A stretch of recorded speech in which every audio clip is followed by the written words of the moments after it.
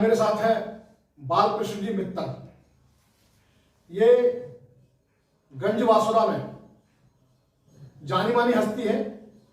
बचपन से पहलवानी का शौक था और उसके साथ साथ इन्होंने अपनी पढ़ाई लिखाई के साथ साथ पिछले 45 वर्षों से रेखा चित्र बनाने का जो शौक में शुरू किया था और उनकी कलम में, उनकी पेंसिल की धार में वो निखार आता गया कि फिर उसके बाद में आपका पूरा और मेरा नाम है बालकृष्ण मित्तल। हाँ, तो मेरे को बोलते हैं बल्ला भैया के नाम से जानते। बल्ला भैया के नाम से।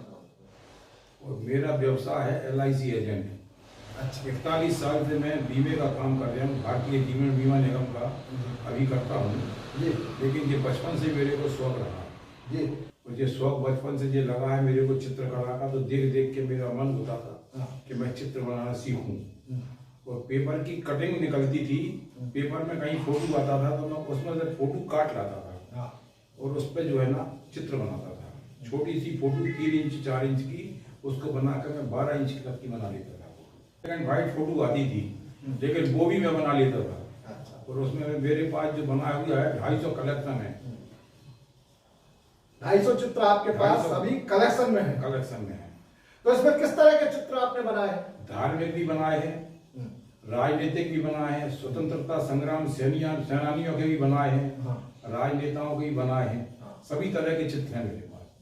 मैंने जिस तरह से देखा कि जो क्रांतिकारी थे, चाहे वो भगत सिंह हो, लाला राजगुरु हो, सुखदेव हो, और आपके जो है तमाम क्रांतिकारियों के, और उसके साथ साथ जो है आपने कांग्रेस के बड़े लीडर्स के, देश के प्रधानमंत्रियों के तमाम चित्र आपने जो बनाए हैं, ये प्रेरणा कैसे मिली आपको? क्यों लगा कि आपको इनके चित्र बनाना चाहिए?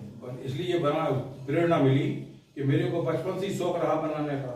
तो मेरे को जो फोटो देख ली कि इसको फोटो को बनाना है, तो मैं उस फोटो को लाया था और बना लेता था।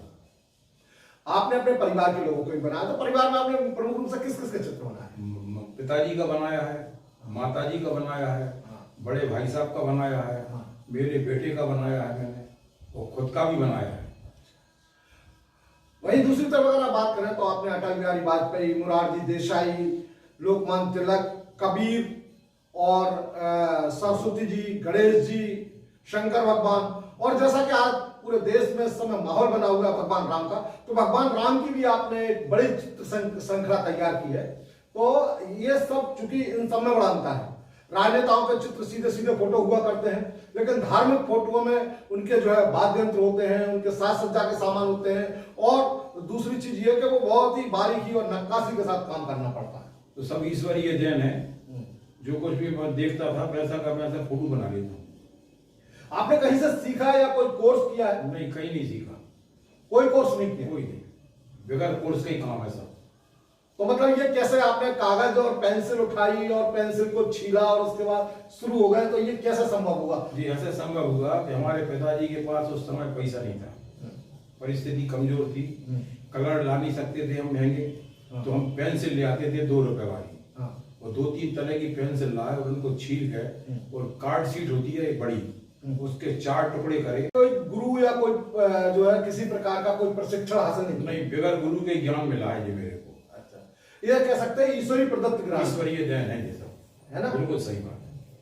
लेकिन आपके जो चित्र हैं वो तो एक अच्छे बंजे कलाकार के चित्र हैं, और इतने हाथ का सदा होना, ये निश्चित कहीं ना कहीं जो है इस बात को दर्शाता है कि आप में ये कला गॉड गिफ्टेड है, अद्भुत है, ईश्वरीय देन ही है, कहीं सीखा तो है नहीं है मैंने। हाँ, भगवान राम का चित्र बनाने में आपको क्या परेशानी?